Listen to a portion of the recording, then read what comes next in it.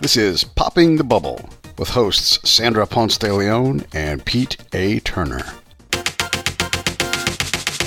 Hey guys, my name is John Singleton, COO and co-founder of Watchful, and you are listening to Popping the Bubble. Hey John, thanks for joining us. Welcome to Popping the Bubble. Thanks for having me. I'm excited. Yeah, us too. We are here recording at the lovely Vault, which is a full stack innovation ecosystem that helps corporations and startups innovate and thrive around the world. The Vault has an extensive suite of startup advisory, acceleration, launchpad, and collaboration services that serve as a gateway to San Francisco and a bridge to the world.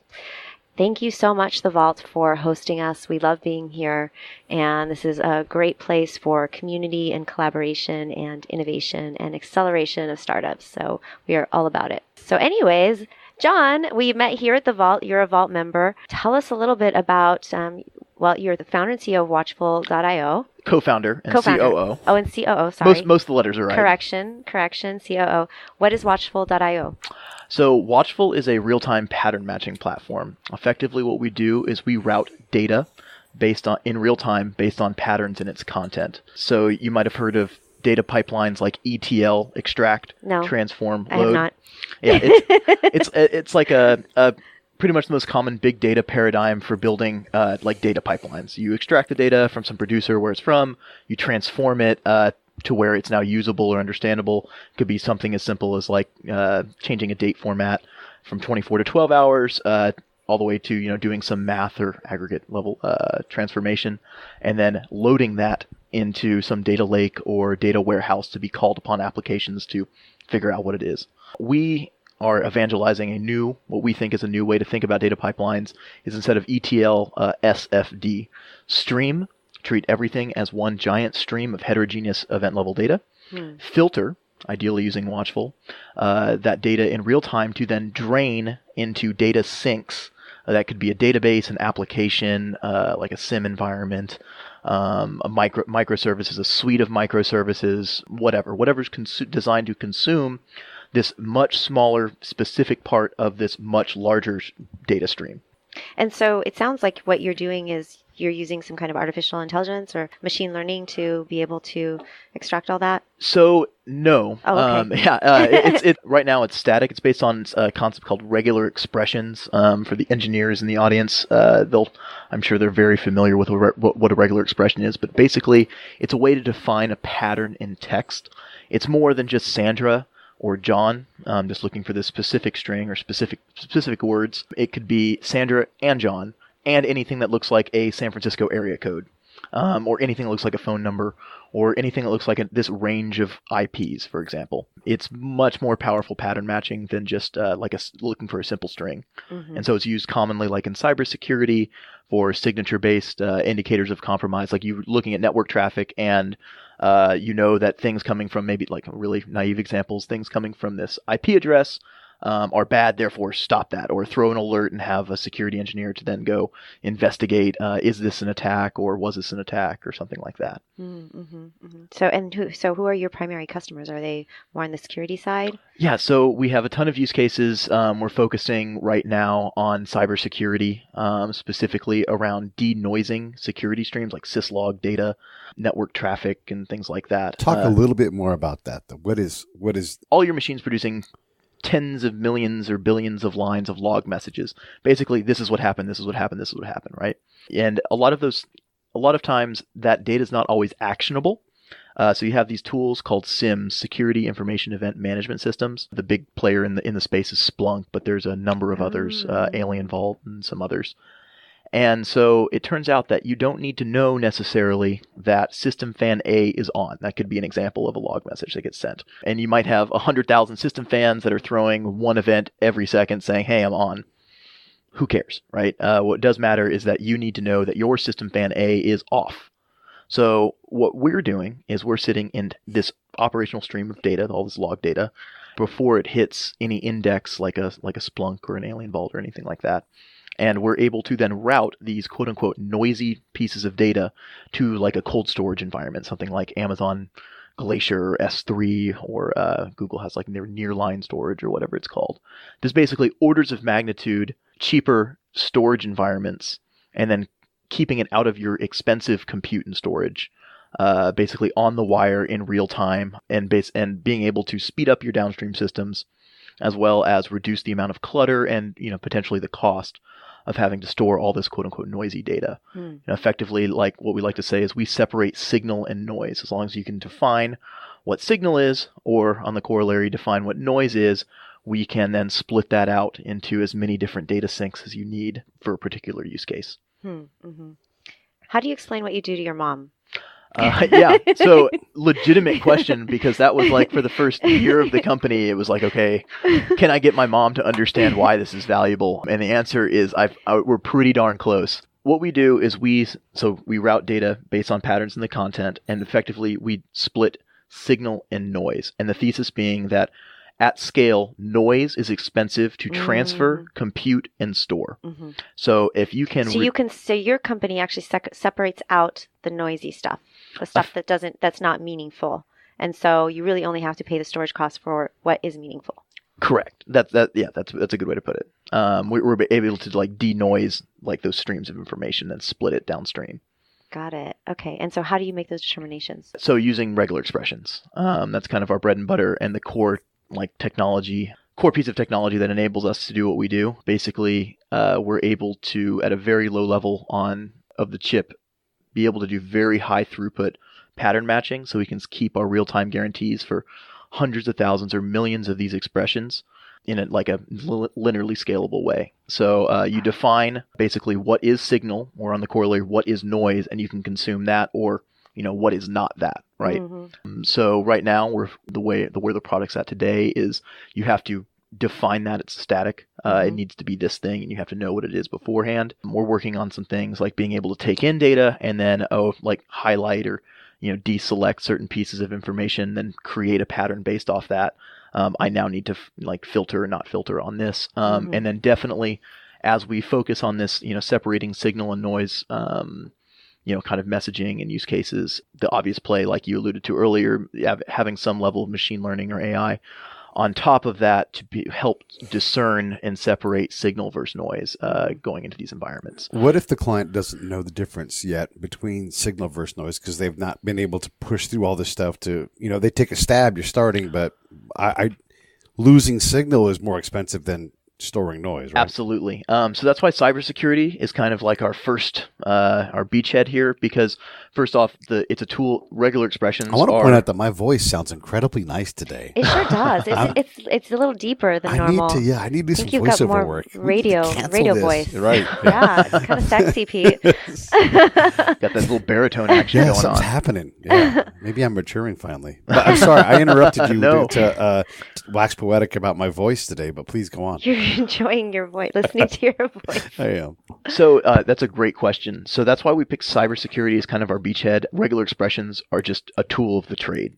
These engineers are familiar with it, and they have a list of expressions that they're already trying to filter out or deal with, and now we're just having to educate on an access pattern. For the most part, they have a pretty firm understanding, like 10 to 20% is just, I don't need this in my environment. I don't need to be collecting this into my SIM environment, or this is just knowingly noisy application data. Like another use case is for a large mobile, how would you put this? It's an ad bids network. They have about 100 terabytes a day of ad bids going on. You can imagine they have a number of advertisers that are bidding for, I want to hit women 15 to 25 in Southern California. And there's some, stock market like thing going on. And then that goes into their real-time analytics infrastructure. As an example, it turns out that at 100 terabytes per day, 10 to 20% of those ads come back with no bid, and are therefore of no value to the company. And right now they're having to eat this 10 to 20 terabytes per day of useless data in their expensive, it's a Amazon EC2 topology, like their expensive compute, right? And so what we're doing is we're sitting on front of that and then separating that noisy data. Right. They're defining, they know for a fact that this is no bid. They do not need this. And we're putting that into Amazon Glacier, which is, orders of magnitude less expensive than that EC2. And so at scale, 10 to 20 terabytes a day, turns out that's like $2 to $6 million a year on AWS. So how does AWS feel about you? Amazon Web Services is AWS, and they're like the primary storage for all of the internet, of all the data, right? I mean, definitely one of the big players. Yeah. At the end of the day, like, they're at such scale. We are a tiny blip on the radar. It'd be great, and on a longer term, to be able to partner with them. We think that this pattern matching, kind of this filtration element, will be the default choice for streaming systems in the future. And if we can be the canonical choice at Watchful, canonical. Yeah. Nice. We're going to canon. I like it. Yeah, man. Canonical's a great word. It's not used enough. I love canonical. I like iconical. Nice. I don't know if it's a real word enough. I don't know. I do not think so. Iconic, right? Can one have the features of an icon? You can do whatever you want. Yeah, it's America, right? Yeah, totally. Shakespeare made up a shit ton of words. Like, we can deal with it. Like, and he was good at stuff. So See, let me now ask I have you to go look up canonical, right? Yeah. So now I want to ask you. It does make sense for Amazon or anyone who's going to, store things for people in terms of data and everything that they would offer you as a value add. I mean, we want you to put your data that matters in the right spot. Right. And that makes a lot of sense. Exactly. We're like an intelligent routing layer for data. Yeah. So we're talking here today with John Singleton from Watchful IO. Twitter is Watchful IO, and you can find them by just linking with us or just going to there. But so I look at your test cases on the website, and one of them is based on OSINT. Yeah. You may not know this, but I'm a spy. Cool. And I know all about OSINT and all the ints. Yep. So what I want to understand is OSINT is great. I understand that. You're going to go. So for the audience, OSINT is open source intelligence information. Correct. It's kind of depends on which way you want to use it. So your guys' machine, especially with some AI, is going to go out and look for certain patterns and bring that information in, and then it's going to get crunched by an even further down the line AI robot. Is that right? So so it's like I have to separate today where we are in terms of product versus tomorrow. Tomorrow will be the ML based, like, okay, this is probably interesting type product. Today it's based on the expressions at scale. So you have to know what you're looking for, but the use case, like a intelligence community use case would be you're an analyst that's consuming Russian newspaper feeds or darknet data or something like that. These hotbeds of quote unquote interesting intelligence on the internet that's open source. Right now, what they're doing is they're finding those and basically running queries against the data they're consuming. They're indexing. They're taking it and indexing, basically running queries like, is this particular phrase there, or sensitive piece of information, or whatever thing they're looking for. What we can do is as long as they're consuming this stream of information, we can basically be like a real-time alerting on any of these patterns of interest coming up. So any language as well, or you guys anything in the UTF-8 character space. So I think that's pretty much everything, but like Japanese and a few others. Okay. But yes. So you're saying that your technology can help the government spy on us better? Maybe so. I'd like to think a little bit more morally high than that, but it can help them determine threat. Yes. By looking at a bigger scape and also reduce the misallocation of threat on something that isn't dangerous. So there's actually a good case where you have an analyst who's like, I've got a theory, which is a problem because they likely are wrong. This is from direct experience. So you want to help these guys find more sources of this. Can you find more sources? Which is what we always want. We always want to triangulate and then cubulate. I'm trying to make a new word here. Yeah, no, I'll take it. And try to improve the quality, like everybody, of the information that's coming in, so that actually can be analyzed into something that actually makes sense and isn't wasting our time. And it's an enormous problem, not only in like DoD military intelligence use cases, but also the enterprises. We were in this, everyone talks about it, this data revolution, right? The commonly cited thing is, in the next 6 months, there's going to be more data produced than in the entirety of human history. And so with that comes, we're just in this explosion of unstructured data or dark data. And one thing that we're uniquely positioned for doing is basically doing this pattern matching on unstructured data. So going back to kind of full circle with that ETL pipeline, that's assuming that you're able to index that data, which blows up the size, can take forever at true scale. When we're talking about tens or hundreds or thousands of terabytes, into the petabyte and even exabyte scale at the largest ends and government use cases. This unstructured data, like data discovery, becomes an enormously expensive compute problem. again, we're blowing up compute, storage, and transfer of all this data. What if we can do this on the wire without having to index it and blow the size of this data up, turning 1 gigabyte into, 100 or something like that. How did you guys get here? Where was your aha moment, and how did you? Man, so the aha moment 100% goes to my co-founder, Cheyenne Mahanti, at CheyenneJM on Twitter. Super sharp guy, one of the smartest guys I've ever had the pleasure of meeting. Basically, he, as a security-minded individual, was curious and wanted to know in real time if any of his PII, personally identifying information, gets posted on these kind of like hotbeds of malicious activity. You might have heard of pastebin.com. No. Or GitHub Gists. Effectively, they're you could right now go to pastebin.com and just copy paste a bunch of text there, and then hit save, and they'll give you a link that then you could share. It was used, the impetus was for coders, developers to share like large text snippets and stuff easily without having to like put it in and have it weirdly formatted in like a chat box or something like that. Right. But it turns out that like they're used a lot by botnets to communicate, for one, because you're basically just like, here, look at this text and then read it and then do the thing. And then also a lot of hackers or malicious individuals on the internet will use it to verify stolen information. So it's like the use case or the actual example here is Spotify's like 50,000 whatever person hack that happened a couple years ago. The very first place where that data was shown in the public space was on pastebin.com. Hacker took like a couple thousand records and were like, hey, no, this is real. I have 48,000 more or whatever it is. This is proof that I have this data, because they're basically selling it on the black market to the highest bidder, ostensibly. He, as this security minded, you can feed. This is open. You can go and visit these, read these pastes that happen. They're not private. GitHub Gists, you can have public and private. You can just feed off the API and consume these posts in real time. The idea was, can I just search for like these 10 things, like my social security number and my credit cards and my name and maybe my address, or 5-10 different patterns that he cared about.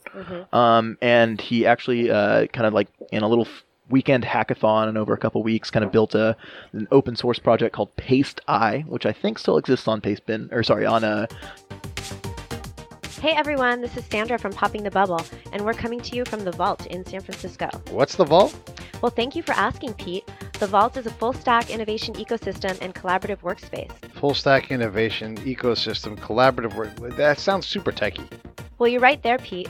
Full stack means that in addition to being a great place to collaborate and network for startups, The Vault has a full suite of startup advisory services, such as fundraising help, legal, IP, and marketing services. Let's also mention how The Vault works with corporations through Viz, the Vault Innovation Services, and VIA, which is the Vault Innovation Academy, which also offers courses in developing innovation at scale.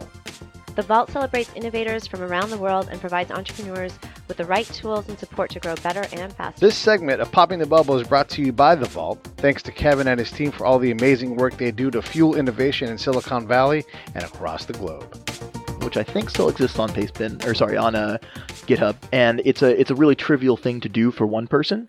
And then he was like, well, I find this interesting. What if like 1 million people find this interesting? And so now you're starting to get into some interesting computer science problems in terms of how do we, across 1 million or 10 million patterns, still guarantee real-time matching on these patterns, and without being able to charge for a service and not bankrupt yourself on the compute required to do this. I guess going to the genesis of the company, my co-founder and I were friends and really just like drinking buddies that talked tech, and went to nice happy hours for a while.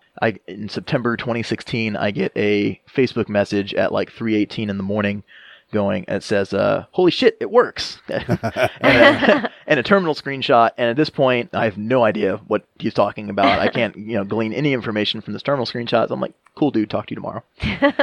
Over the next couple weeks, he was super excited and like, man, I think this is a really big deal, like blah, blah, blah. I was like, why is it such a big deal? And he started taking me through it. Like, man, I don't really know anything about the space, but I know some people that are in it. Kind of from there, started realizing that there was a there.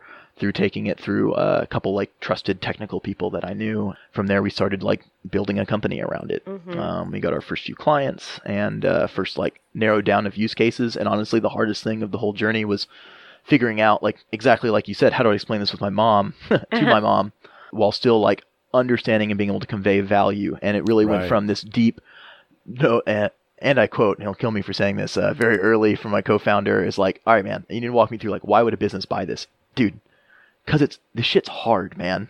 It's hard. And I'm like, that's not a business case at all. And kind of seeing the evolution going from there to, dude, this is just a hard technical problem, to really having strong messaging and understanding about where in the organization it fits and where the value's applied and you know where we can extract value from a sales perspective. Are there use cases for mid-sized and smaller companies, or is that the amount of data does it have to be massive for you guys to really be valuable? So I think the answer that lies is somewhere in between, right? In terms of small and medium-sized companies that are consuming or generating or dealing with ever increasing amounts of data, right? And they are not Facebook, Apple, Netflix, or Google. We're not going to sell to them. I mean, there could be individual use cases, but they're going to throw, 10 seasoned systems engineers at something like this and come up with a bespoke solution internally that works just for them. And then, they'll never do anything with it outside of that. But there's an enormous cross section of companies that are dealing with data that just even a few years ago would have been just unrealistic, for them to handle. They don't have the 3, 5, 7-year systems engineers and really cutting edge distributed system guys that the largest companies will have. And so dealing with these amounts of data pipes in an efficient way through a buy versus build is a much more attractive solution. So, kind of the low-hanging fruit, I think, is like social media companies or advertisers, marketing, looking for mentions across social streams and stuff like that. Certainly, they're from an infrastructure organization standpoint, the larger the company, the more value they'll extract out of us, just because we're designed to basically handle up to like terabyte per second scale of data. And we have scaling past that shortly. But that's where the real, I guess, dollar amount pain of infrastructure this size comes up. And we see ourselves as an enabling technology for the smaller companies that want to move to streaming solutions at scale and simply like just don't have the resources or, the engineering firepower to build something bespoke, kind of like combining these obscure like pattern matching and automaton theory all the way with, distributed systems and then building that in production. When you were at UT, were you thinking, God, I really want to get into pattern matching and be the canonical source for data analysis at, on the mammoth scale? No. Is the, So it turns out, I have a very to quote my co-founder, a very non-linear path to here. Studied biochemistry at UT. I started my first company was a fintech company called Searchlight Ventures. I dropped out of school for a while and moved to India, filled with hubris and middle fingers in the air. That lived in New Delhi, India for a while. Company failed miserably. Long? So in total, it was like 9 months in the company, about a year. What happened? Why didn't it work? Oh man, we were 21. We were in a foreign country. We had no idea what we were doing. Busy with the damn middle fingers in the air. Yeah, too. The middle fingers were up, and we're just, it's every. People don't respond well to those middle fingers. Well, It gets hard. it's just making every first time founder mistake. Not focusing on the right things, not necessarily hiring the right people, and just being to a large amount of degree out of depth, right? But I call it my 9-month MBA. It was really one of the best things that I've ever done. It's difficult to see, the top of the mountain from the valley while it was failing and failed. But, now the way we joked about it was like, man, just, if you're ever asked in an interview, name a time you failed, you have a fucking great story now. Like, that's what we can go with. Like, and I'm like, okay, cool. I live for the story, find novelty in life or whatever. And it also makes you relatable though. You've got this impossible problem. To be honest, like you are super young. You walk into my company and I've got all this, a new word byte. I've got megabytes of data, and I need you swimming through. You need to be able to say, I've made mistakes. I've figured these things out, because that's believable. You walking in saying, I've got all the solutions, don't worry about it. And I'm like, I don't know. No, man, that's why I hate consultants. I was a consultant for a while. You never want to be the person with all the answers, A, and then B, like, like just to be like a piece of advice for being a relatable human is to be honest about mistakes, like and failures. Like everyone's done it. Like no one's perfect, you know. Like and the more you can show that there are limits to either your understanding or ability, or at least you've learned about them. I think that's an incredibly important just trait to have, is being humble, degree of humbleness, and just understanding of like no one's perfect, like, and mistakes happen, failures happen, and I guess the Valley thing to say is fail early, fail often. Yep. Something along those lines. That is very Silicon Valley. Fail fast too. Yeah, fail fast. Fail fast. And can we add this fail with some style? Yeah, like, you gotta make a mess, make a big one. Yeah, exactly, right. Like live for the cool story. Of those. Yeah. live for the novelty. So you had your startup. You failed, and then from there, where did you go? How did you get? There's more winding trails here. I went back home, moved home to Texas, licked my wounds for a bit, and worked for a packaging and logistics company. Sold boxes and moving shit. Wow. Yeah, just random things in life. It's like, okay, I got to get back on my feet financially, kind of take like a little breather. Ended up going back into UT, and I started working at the Austin Technology Incubator, in their like clean tech incubator. I was bit by the bug. I was like, I was gung ho, so like study biochemistry was my major. Was like, man, I just be a doctor, right? I'm from upper middle class suburbia. It's like, I like science. I'm smart. What do? You become a doctor, lawyer, engineer. I like science. Doctor it is. Then I knew a plastic surgeon growing up, and I was like, that guy has the coolest life I've ever seen. So you got to press pause for 1 second so I can talk to my daughter, because she's 21 and she was going to be a doctor and then going to be a nurse. Now maybe going to be a scientist of some kind. Yeah. And I'm like, you just get your BS, get through school, get that block checked. And she's like, you can't get a job with a Bachelor of Science basic degree. And I'm like, I'm here to tell you. Yeah. Like at the end of the day, it's just about like, what have you done or what can you do? Yeah. Like most entry level jobs, and the only thing that a degree really does is in the absence of verifiable like proof of quality of work or something like that. It's probably not a good way to put it. Without having actually done shit, a degree, it basically says, oh, you did something hard for a period of time from a better school. It's just like, that's why pedigree, quote unquote, matters. It's like, well, I don't know. You can't point to anything you've actually done in the world. So you did this, and this was theoretically hard and had like a high barrier to entry, had some degree of vetting process, and you did it. I like to say it's your muscles if you're going to be a personal trainer and you don't have a resume. You show up and you're like, I'm the chubby trainer. You're like, if you're 50 and you're great at it, no one cares. Exactly. But yeah, you've got to have something to show that you know how to do work. You can deliver. So yeah, it's great. And yeah, at the end of the day, like, degree, I'm not a big believer in like the degree mattering really at all. Sure. I think it's a great first tick of indication of success, but it is like a piece of the rubric and not all of it. And at the end of the day, like people that are actually able to execute, and the cool thing about Silicon Valley, for the most part, is it is a meritocracy. It's like people that are able to execute and do tend to rise to the top. It's obviously not always true.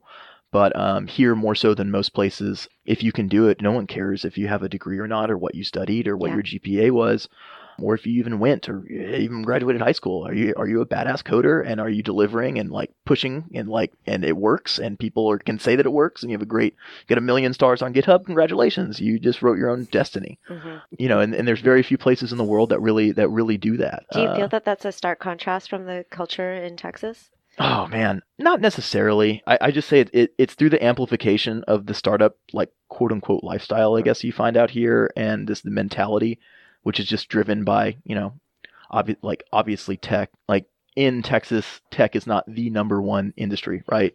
In Austin, it has an enormous presence, and that's kind of like that's the what's the word I'm looking for? The exception, not the norm. Mm-hmm. And Austin, at the end of the day, tech.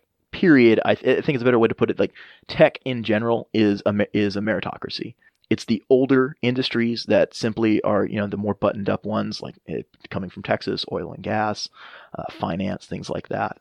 It matters way more. Pedigree matters way more. Mm. They'll just look at you differently. You need to have this verifiable, the CV of truths that they look at, and you went to Harvard, so you're immediately like at the top of the funnel, or top of the pile. I just say it's just a little different in particularly Northern California, in Silicon Valley. There's just such a hyper concentration of tech, and then tech at scale, and then the capital environment along with that, and then the number, how many under 40 billionaires are there in a 50 mile radius of here? Right. There's actual stories that corroborate this, you do not, the classic is Mark Zuckerberg didn't drop out of college and now he's worth, a bajillion dollars, a few bajillion dollars less after yesterday. But Right. Yeah, but fine. yeah, I don't think he's really changing his lifestyle too much after losing $13 He's billion. not cutting back. I can't afford bananas. Yeah, I guess we got to cut 8 of my staff at the house. That's still not happening. Still not. It's still not. No. Yeah, you have this environment that almost I guess I don't know if the way I want to put it is fosters this way of thinking or rewards it might be the best way. At the end of the day, if you're able to deliver here more so than anywhere, there's the capital to back you. If you're smart and you can get other people to think that you're smart and you have some interesting insight on a particular problem, this is arguably the best place in the entire world to start working on that and execute. So let's push you then. So I kind of almost understand what thinning logs at ingest with low latency means. Yeah. Almost. We're working on the website. It's going to be redone. But All new copy. What? The tag "Drink from the fire hose." I do give you I do give you props and on you that. were That's blasting very the clever. fire hose. Oh yeah, man. We're drink from the fire hose. Push yourself. Where are you guys at in 5 years? What unexpected area are you going to jump into where you're like, it never even occurred to me that this might happen? What might that be? Oh man. Man, 5 years from now, I don't know, huge liquidation event, and I'm on a yacht for the rest of my life. That would be pretty nifty. Yeah, everyone's invited. Great. LaCroix for all. Wait, the sodas or the island or both? Why not both, man? All right, that's my guy. Yeah, come on, dude. Pamplemousse and a beach. What more do you need out of life? I don't know. Yeah. Pamplemousse, the band as well? No, they don't know who the band is. Oh, they're good. Let's get them. They're good? Yeah, they're local. Why not? Yeah, we'll right. figure it out. They'll play the boat. Yeah, I think as a company, we would really like to move more to kind of this ML future and kind of enabling that. I think there's a lot of plays and kind of what we are is a real-time data labeler. Literally here's a piece of data. What is it? Slap a label on it. And now you can feed machine learning models or something like that, right? Starting to focus more and becoming more of a platform for machine learning. That's one of many possible paths, but I think that's kind of one of the more attractive ones. Would love to start moving into that. Yeah, I mean, honestly, if I'm still, a director at this company, C-level director at this company 5 years from now, I'd say that's unbelievable within itself. I still have to wake up. Win. Yeah, it's still crazy that sitting here in a funded startup and Yeah, how big are you guys? 2 people. You're talking to 50% of the team right now. And you just got a funding. Yes, we just closed on $1.8 million. Congratulations. Nice. Thank you. Yeah, appreciate it. Super. So that's crazy within itself to be able to sit here and kind of say that. And got someone besides your mom to understand it. yeah, right? I convinced at least a couple others that were slightly more technical than Teresa out there. Love you, Mom, if you're going to listen to this. But yeah, not the target audience for enterprise IT infrastructure startups, it turns out. But working on that, as soon as it just clicks for her, I know all right, this is $1 billion company, right? Yep. But yeah, it's been a pretty crazy whirlwind. Super excited. Now we have real resources to go and to acquire more customers, really dig deep, hire some engineers is the big thing, hire some just general people. Yep. I think we're going to cut our first offer for our first hire in the next week or two. Wow. Super exciting, kind of big milestones. We're here at the lovely Vault. Pitch out to that. It's These guys are awesome. Yeah. They're so good. We looked at a few co-working spaces in town, and this is by far the most the most comfortable. I just feel good coming into Jackson Square. Yeah. People have been really good. Lots of community. Yeah. I think we made every time we I walk up to down Jackson Street and stuff. I'm just yeah, this was the right choice. This is for where we are, and it's everything we really wanted. That's awesome. That's great to hear. Please follow us at Watchful IO for any updates and see how we grow. Yeah. We're hiring. What are you hiring for? So we're hiring engineers. Is really where we're looking at. If you nerd out on automaton theory, we're looking for front end. Automaton theory now. Yeah. The pattern matching. Oh, pattern matching. Okay, thank you. No one is listening to this. Is yes, I am the automaton theory guy. No one is like that. But if you are there, holler at me. Yeah, we're definitely looking for some low end systems engineers. What if you got an MFA in canonical authorship? Get to writing that canon. Man, we got a junior ops position open for you. I think. Pete's your guy. Oh my God, I don't have an MFA. But that's all right. But yeah, we're hiring. Come talk to us. Anything sounds interesting. Really excited.